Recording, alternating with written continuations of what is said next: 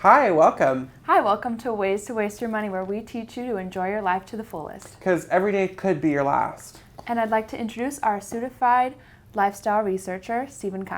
Thanks so much for having me, Rachel. So I've been in the field of enjoying the finer things in life for about 27 years now. And I have various certifications, accolades that I've received. I've got an endorsement in Treat Yourself, and I'm the top credit card researcher in the California area. Okay, so let's see how you became this expert in this lifestyle enjoyment. It took a lot of hard work, a lot of dedication, and a lot of credit cards. Awesome. So let's find out what your 5 top tips are for a more enjoyable life. Well, my number one thing, never, ever make your coffee at home. Ever. No. It takes too long, it'll make you late to work, and if you're late to work, you'll get fired and you don't make any money.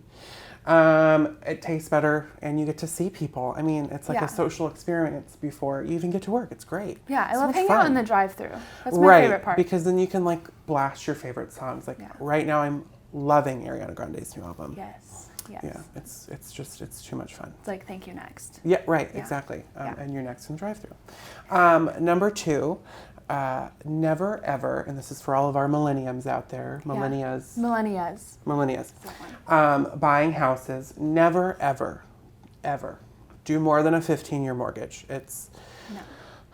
You could be dead in 30 years, first of all. And in 15 years, you'll have more money to spend on clothes, coffee in the morning, going to Disneyland, Or Disney World. Or Disney World, exactly. Like, you just will have more money. Like, it's really it's a no-brainer to me.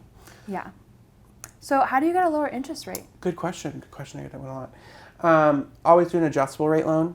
It's cheaper up front. It could go up 10% in a few years, but that might not happen. It might happen. Cross that bridge when you get there. I mean, why live life worrying? I don't. I like to live in the moment. That's why I would never do that. Stay present. Yeah.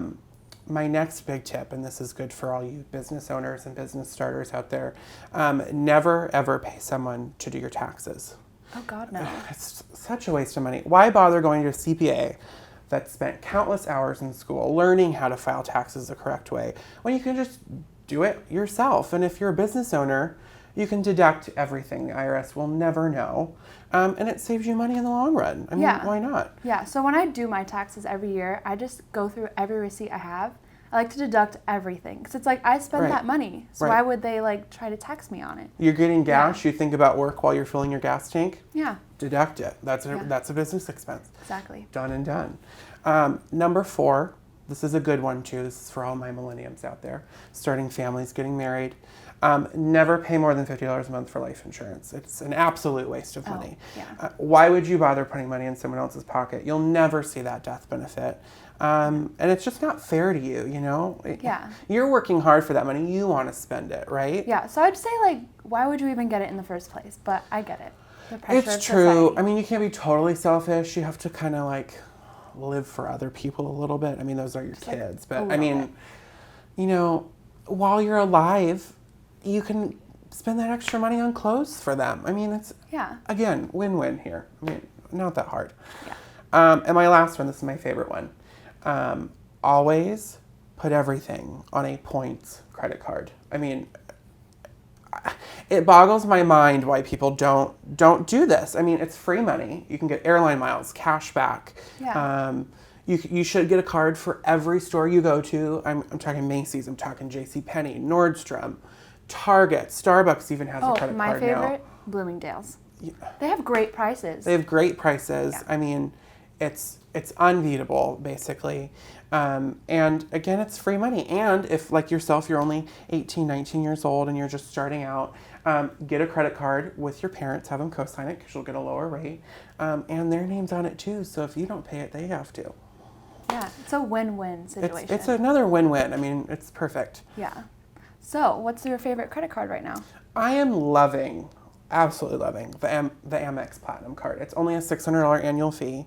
You get points for everything. I mean, might not add up to that $600 annual fee, but guess what? You look really cool swiping it at the store because you have an Amex Platinum card. Yeah. I mean, worth it, in my opinion. Yeah, and even if you get less money back, it's still free money. You did nothing except for it's still swipe the free. card. I mean, it's still free money. You're getting free money either way. You got to spend money to make money. Am I right? Yeah. I mean, that's just the way it is. Yeah. Well, those 5 tips were great. Yeah, thanks for having me on. I love sharing my knowledge with others. You know? You are like so smart. I want people to enjoy their lives. You know, I just want them to live in the moment, treat yourself, and you know, be happy. That's what it's about. Yeah, especially with all the credit cards. Exactly. That's really the only way to go. It really is. It really is. Thanks for realizing that. Yeah. So thank you for tuning in to Ways to Waste Your Money. We'll be back in just a bit with Elisabeth Dawson. Welcome to Ways to Love Your Money. I'm Elisabeth Dawson, and I have my co-host here today, Mr. Jonathan Olow, our resident real estate expert.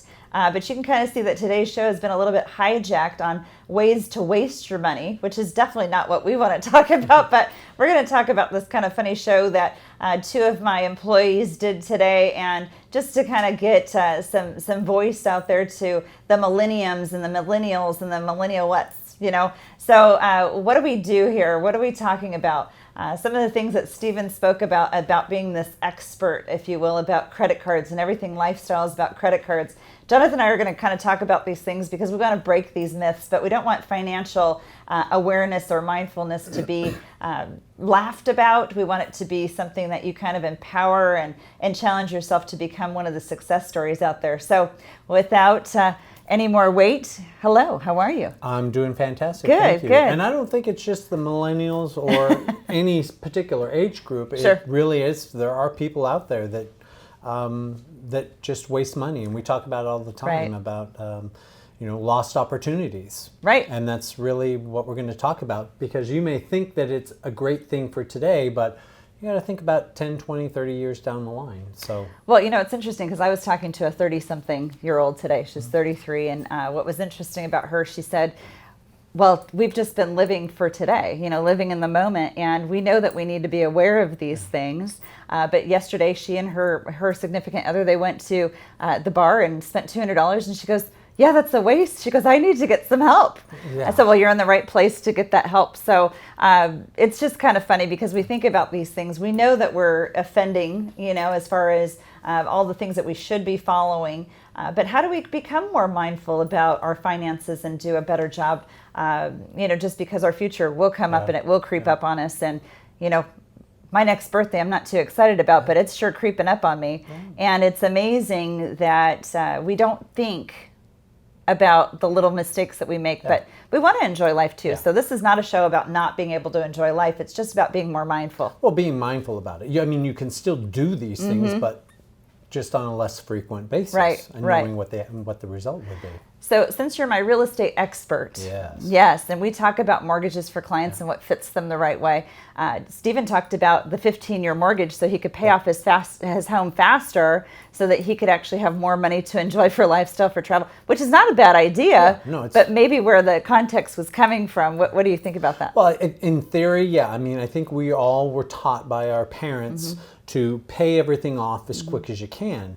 And, getting a 15-year mortgage will work for an individual if they want, but it usually is set up for people that may be a little bit further on in their career, knowing that when they retire, if that feeling is, I don't want to have a loan, that's all based on a feeling. But if you look at the tax opportunities that will bring you more money, it's like trying to, explain my dad, get a loan, you'll make more money. He's like, what are you talking about? What are you talking about? So, but, there's people you can't change their mind. But, having that loan and having people like us consult with them will give them their option. I'd rather them know in advance that if you're going to get a 15-year loan, that's fantastic, but here are the things that you could be doing with some of that money rather than throwing more money at your loan into the bricks and mortar. You have it working side by side. And realistically, first-time buyers are going to be in a house about 7 years now. It used to be 3 to 5 years. Now it's about 7 to 9 years. So why go get some loan that's not going to work for you because you're going to be moving?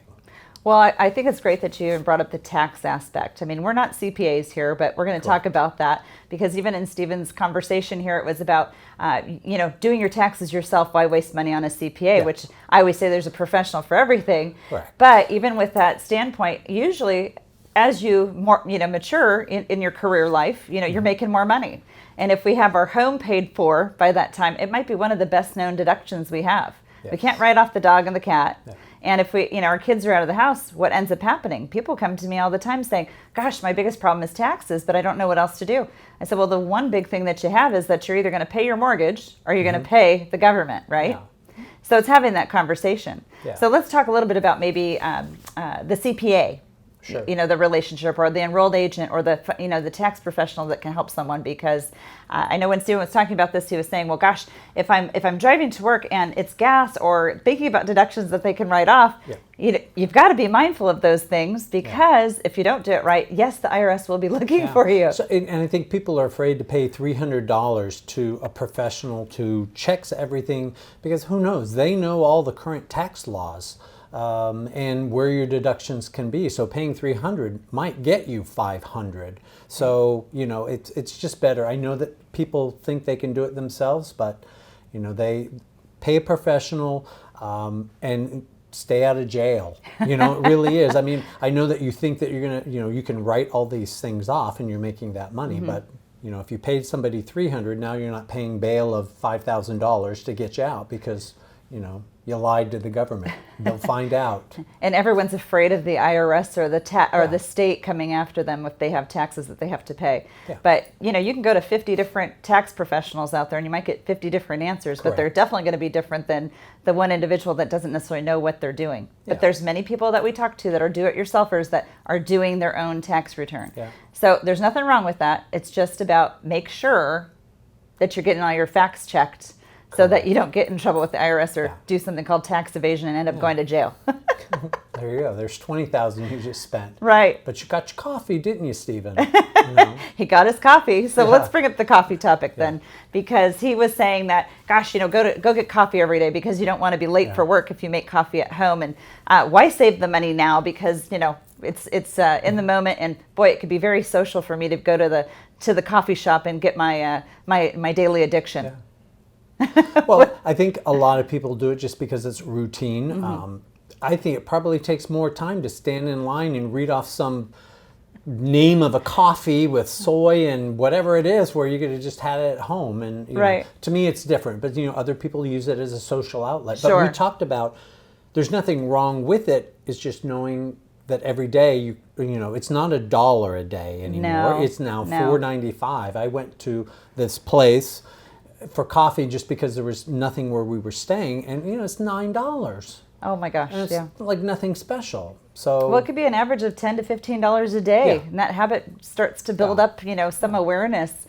If you think about this, I think we did a video on this about a year or two, or maybe two ago, about the average cost of the favorite coffee shop addiction, right? Anywhere from $1,500 to $2,500 a year. Gosh, if you could have invested that over your lifetime, what would you be recovering? And I think that in our statistics, it was something like $30,000 to $40,000 that they could recover if they put that in a better investment. So they were more mindful of it. I don't want people to give up their coffee habit and that social behavior, but it shouldn't be part of your everyday. Do you agree? Yeah. But a lot of people out there probably could admit that they do this every day, and sometimes on the weekends twice. Yeah, and they go and their barista knows their name. They know exactly what they want because they're in there every single day, and they get to use that card and swipe it and get points, and then they get free lattes, and then they're buying the bagel and the cream cheese, and so again, it's great as a present to yourself, but having a present every day, unless you've got somebody taking care of you and you don't have deep pockets. But, sure, if you're worth billions of dollars, you know. But I would say the wealthier people are much more stringent about these things. That's because they become wealthy. That they didn't do these things, right? Yeah. So you brought up points, and Steven talked a lot about points and credit cards, and oh my gosh, which you know that this is a big contention with me because I am not credit card based for any of the planning that we do for our clients, nor myself. And when I see this, it's yes, lifestyle can be handled on a credit card, but not for long.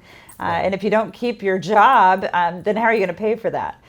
Years ago, I had someone that I spoke to, and it was at a car dealership, and she said, well, if I became disabled one day, I could just actually use my credit cards to get me through that disability. Really? Wow. How long would that last? You don't have a job, your income stopped, and now things are happening. But boy, don't forget to get those points, right? It's kind of an interesting topic. But again, we don't want to have multiple credit cards for people. We really don't, because we want you to have a better relationship with money. If you don't have a cash relationship with your bank account and you see what's happening there, if you don't have the money, don't spend it. Yes, we could talk about mortgages where we have to finance those things, because not everyone out there has $200,000, $300,000, $400,000, $500,000 lying around that they could actually buy their first home with, or second home, or anything like that. So we have to get those things financed, but that's kind of the good debt. The bad debt is the credit card, right? Yeah. So what would you say about the points and everything else that Steven was talking about? They are enticing. I have a credit card, and some have points, and one goes to Costco. So I'm using the card anyways, but I grew up in a pretty disciplined house, and I have a zero credit card balance. So, when I use those, and not that I'm fighting your way, I'm just saying I'm cognizant of what that is, and I know what I have in my account. But most people use that piece of plastic, as it's just part of their daily living. Yeah, daily living. So let me ask you this question, because this is going to be more about your relationship with money. Okay, so if your relationship with money, if you're using that credit card and you know what you're doing, and I do know that you come from a very disciplined house, but not many people do. So from, let's say, 2 years ago to today, even though you're paying that credit card balance off every month, are the expenses more expensive than they were 2 or 3 years ago? Well, if I could buy a house with a credit card, then I'd say yes. But, I can't say yes or no. I'll have to say for the show, yes. Okay. So your audience is... So this is what we talk about, because in most situations, people will say, well, I pay off my credit card every month, which I think is fantastic. But what's the suffering part is that every year, those expenses each and every month, because of inflation, because everything gets more expensive, the dollar amount that they have to pay off that next month is higher than it was last year. It's higher than the year before that. It's higher than 3 or 5 years ago. So what does that do? It kind of stops us in our tracks from being able to save and be more mindful for, the emergency fund that we need, or for the lifestyle that we want to have based on cash versus credit, or really the suffering of the discipline of not being able to put enough money away for retirement. Yeah. So if you agree with me, then I know probably other people agree with me on this, because that's always a stumper for people. Yeah. Because I say, a couple years ago, how much was that daily balance that you're paying off every month? Oh, it wasn't as much as it is now. So our savings get smaller. Our ability to save gets worse. But yes, we're being mindful that we don't have any credit card debt. Yeah. Yeah.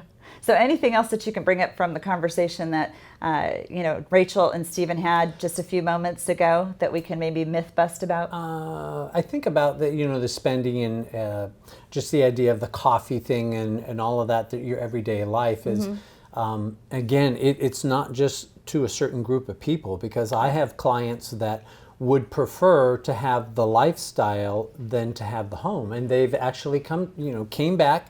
They find out what their mortgage payment is, and we say, okay, these are the things you need to do to make sure that you get into this comfort zone, and they're unwilling to do it because it has been a habit for so long. Right. Sure, there's just student debt and things that you can't really get rid of immediately, but the lifestyle of even saying to me, we go out to dinner every night, we're not willing to give that up.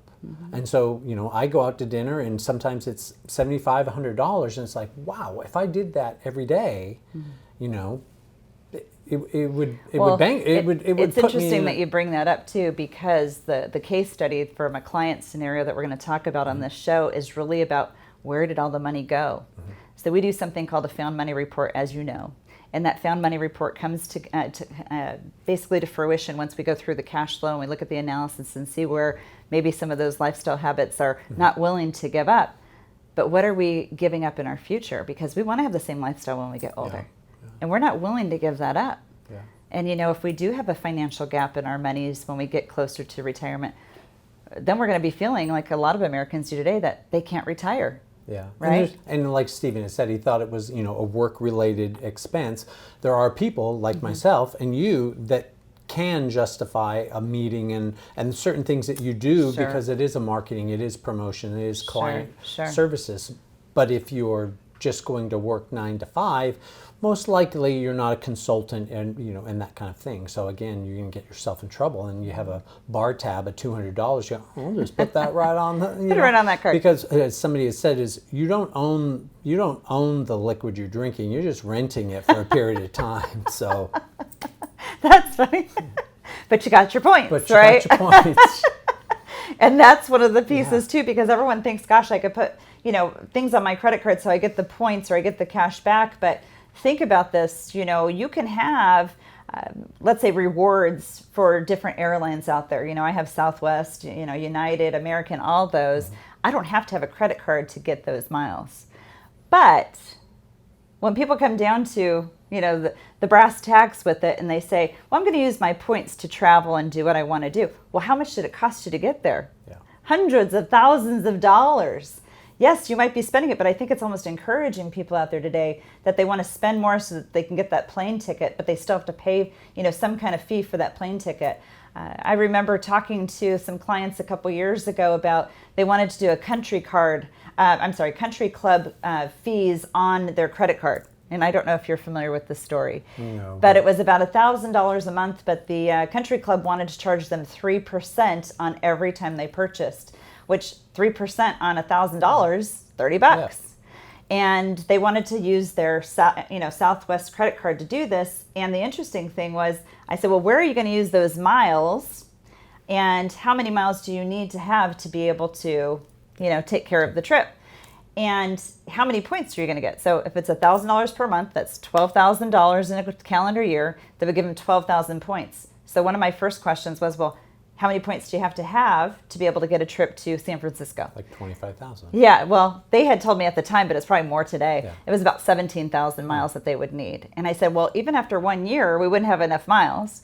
And I said, let's just do some simple math, because what would it cost you to actually fly up to San Francisco? $79. Yeah, $79, $100, $120. You get these deals all the time. And I said, well, $30 a month times 12 months is $360. Oh my gosh, if we just were mindful that we saved the $360, you could have had 2 flights. Yeah. And you wouldn't have had to put it on a credit card that maybe you overspend lifestyle and just to try and get those points and everything else. So don't think points are free. Don't think all these, chargebacks or any kind of cashbacks are free, because we're spending the money to get them, and we're probably encouraged to spend a little bit more so we can get a little bit more. But think about it, because those are lost opportunity costs. Those are lost opportunity dollars, and maybe it could help you buy that dream home, or maybe it could help you save, mindfully for that dream vacation, so you can still have that lifestyle. Or maybe you could save the money just so that you can go out to dinner every night if that's so what you want to do. What are the things that are most important to our youth and our more maturing population? We want to have the same continuous lifestyle, and be more wary of inflation, because it's only going to get more expensive out there.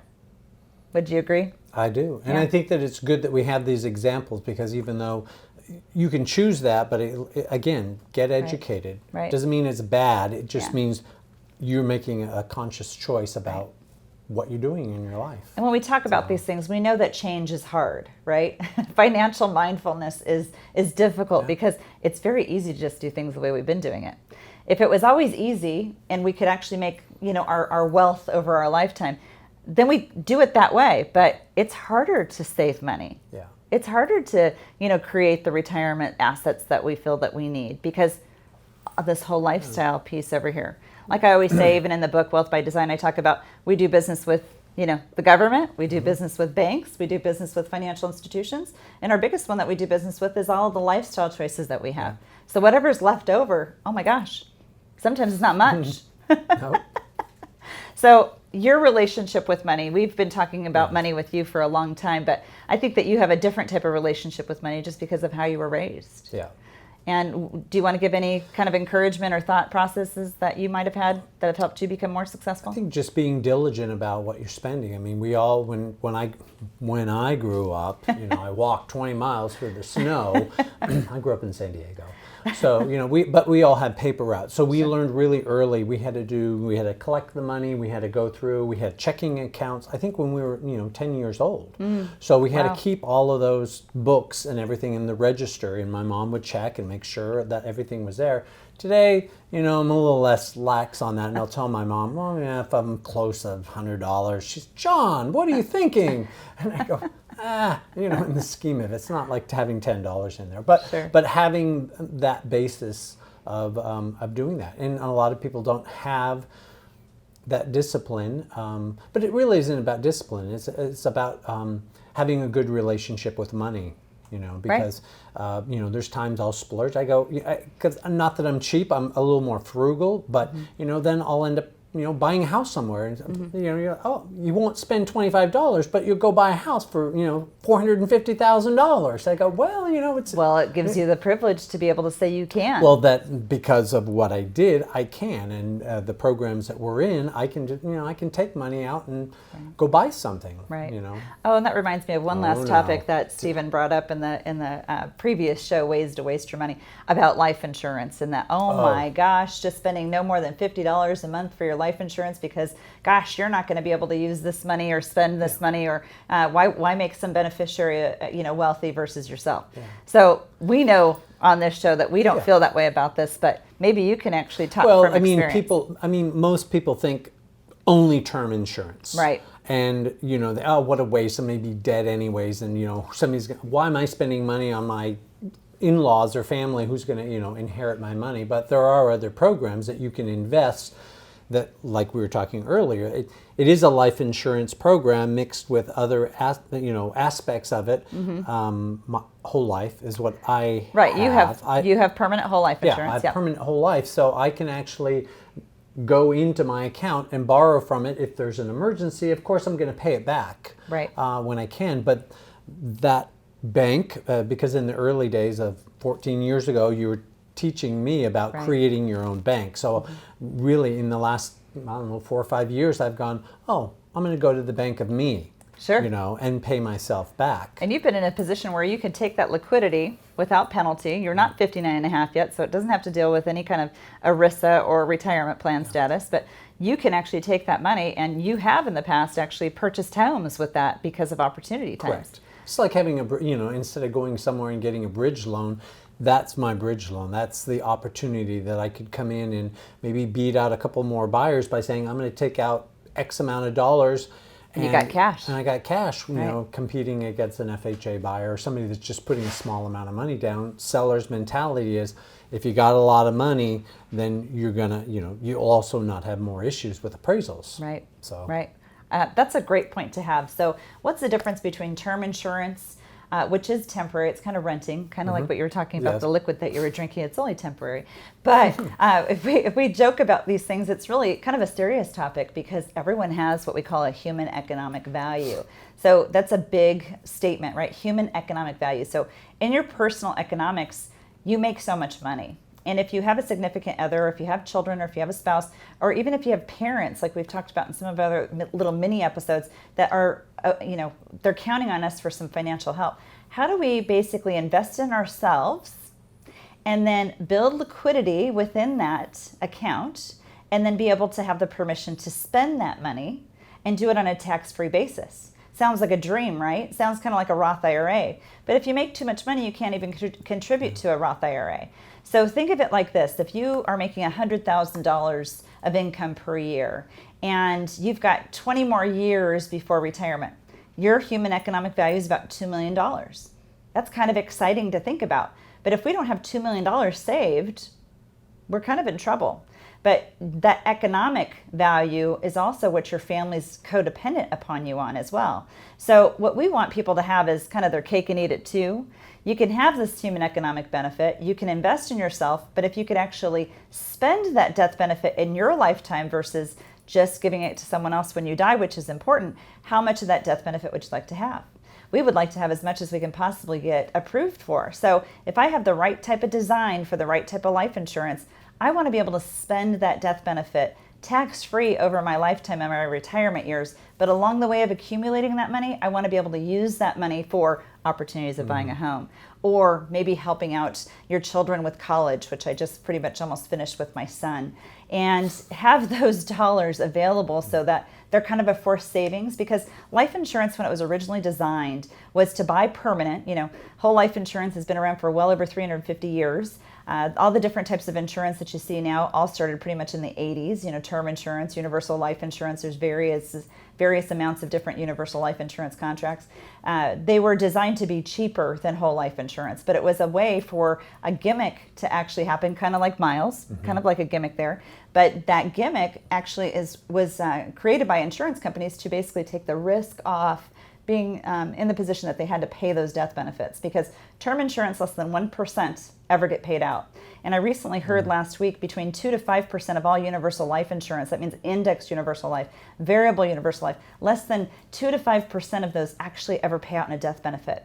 But if you're paying your whole life insurance, it's the only type of insurance that we can actually create to become less expensive or paid up over time, and you can use the money without the fear of it falling apart. And the majority of those, if you kept your premiums up, they are guaranteed to pay your life insurance benefit when you die. But again, I like to talk about the aspect of its original design. It was to have that protection, and then when we got to retirement, we have all this cash there, and it's about turning that into an income annuity at that point. Well, that's fascinating. So all those dollars could create an income for me when I get to retirement.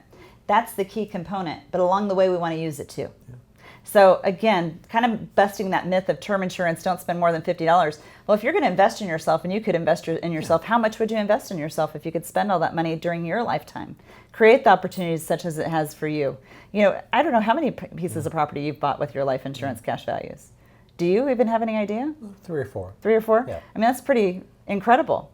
Business owners use it too as like a line of credit if they need to leverage for their business. Correct, yeah. Or it's sometimes used in retirement plans too. So there's a lot of conversation here, and there's probably a lot of questions that you might have. So I'm going to encourage you to give us a call at 619-640-2622 to be able to set up a consultation with me to answer all those questions for you. But in addition, we're going to come back in just a moment here. We're going to take a little break, and I'm going to talk about a client case study that I think is pretty powerful for you to see, because this is a single woman that's a single mom, and just finding all the money that she can actually create these dollars to be able to invest in herself and really create a better lifestyle for her and her children. And I bet you will supply a cup of coffee for somebody that comes in here on that consultation. I sure will. Okay. I sure will, and it'd be a lot cheaper than your favorite coffee latte.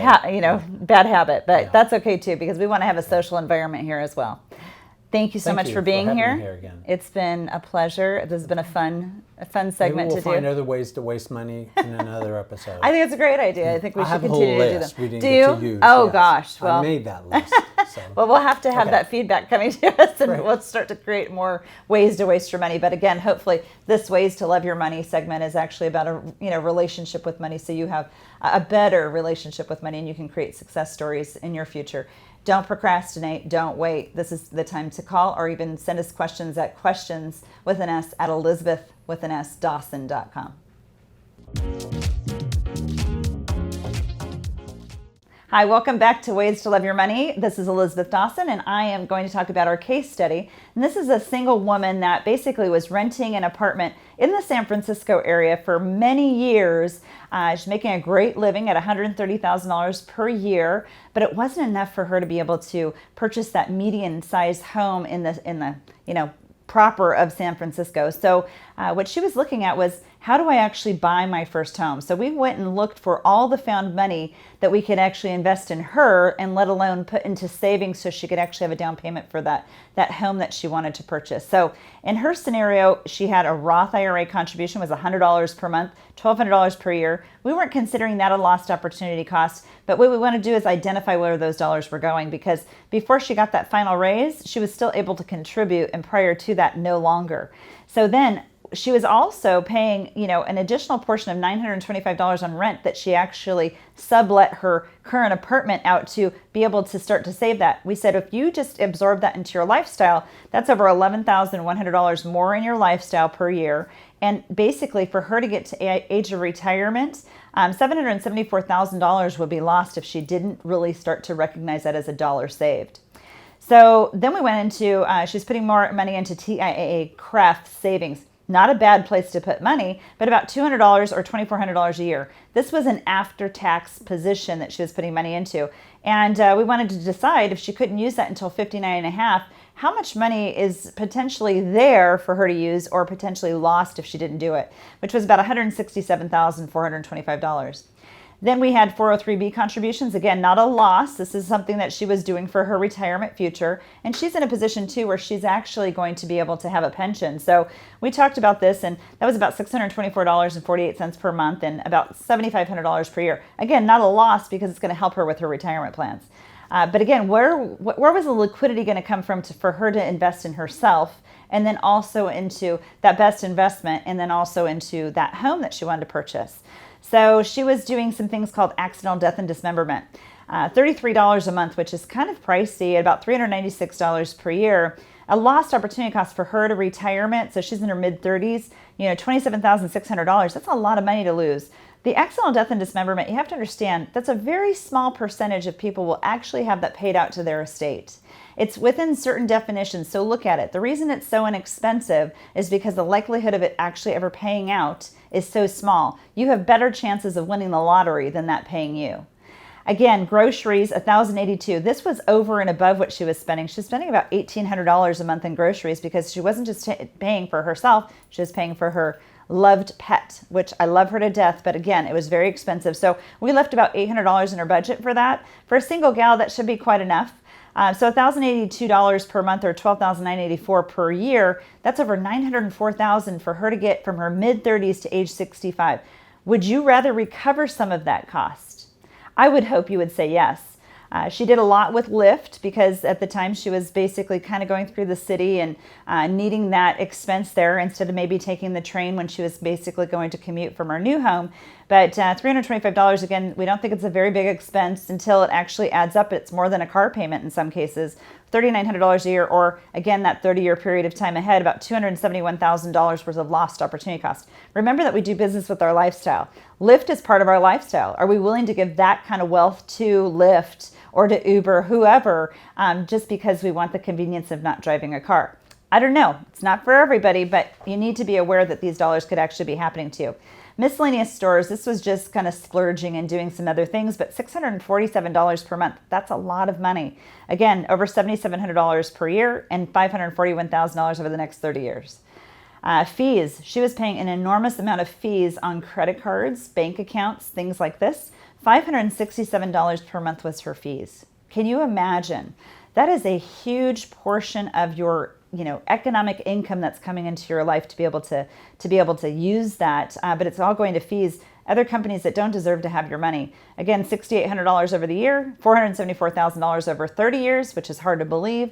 And then optional life insurance, which was that temporary term insurance that has 1% less chance of actually ever paying out, but you want it because it's cheap.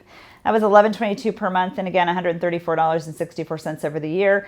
Kind of on our ways to waste your money, they were saying, well, don't overspend for your life insurance. Well, here, that's something where more than likely it will never pay out, but when it does pay out is when we actually retire. So we need to think about these things. So in total, we found about $5,608 per month from this gal's financial profile. She's making $130, so remember, $5,608.84 times 12 is $67,306.08. Now, what we want to do is find out what the lost opportunity cost of all these dollars were at a 5% rate of return. So this means if you could have put that money each and every year into your best investment at 5%, that's about $4,083,000 in change that you would be losing. This is happening every day to individuals out there, whether you're single, whether you're married, whether in your relationship. We are giving away lots of money to these extra expenses that we don't need to do. And out of that $5,608, do you think we could have created somewhat of a mortgage for her? The answer is the success was there. We started to actually pay down credit. We started to save. She started to invest in herself, about $1,200 per month into her well-designed permanent life insurance contract. And then she had about $4,800, $4,900 left over that she could actually absorb into a mortgage.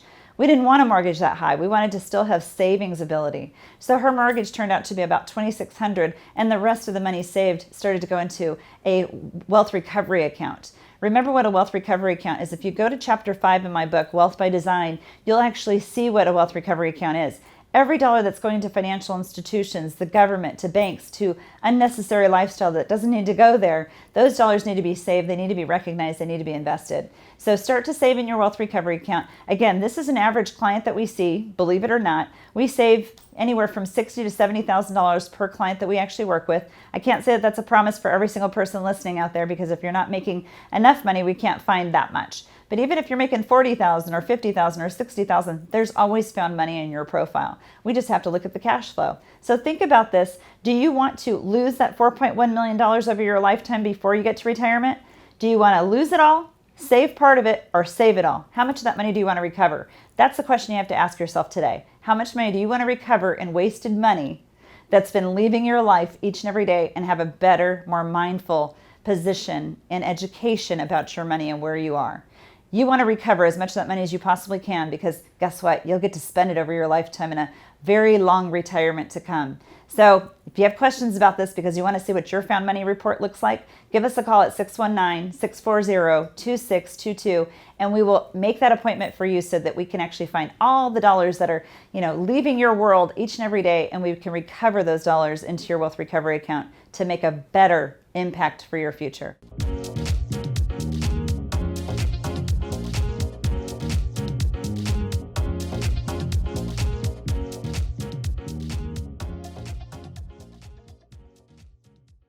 The information provided in this show is for informational and educational purposes only. This show is not investment advice, nor is it intended to address the financial needs of any particular viewer. The opinions expressed on this show are not intended to be an endorsement of any particular investment strategy or service of any other kind. You must make an independent decision regarding investments or strategies mentioned throughout the show.